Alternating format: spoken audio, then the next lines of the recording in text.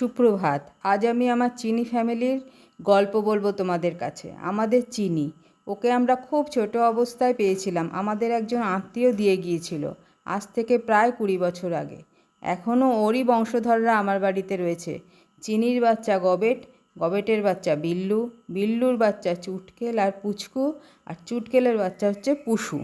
এই পুষুই হচ্ছে শেষ জেনারেশন, কারণ এখন ওদের সব স্প্রে ও নিউটার করিয়ে দিয়েছি। পুচকুর কোনো বেবি হয়নি, তার আগেই স্প্রে করানো হয়ে গেছে।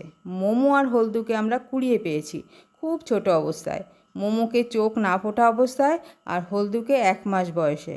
মোমোকে যখন আমরা স্প্রে করাই তখন আমরা হলদুকে পাই। হলদুকে মোমো খুব ভালোবাসে, খুব যত্ন করে বড় করেছে। মোমো একদম মায়ের মতো এখনও হলদুকে আগলে রাখে। সবাই ওরা মিলেমিশে আছে, মারামারি করে, কিন্তু আবার একসাথেই খাওয়া দাওয়া করে ও ঘুমায়।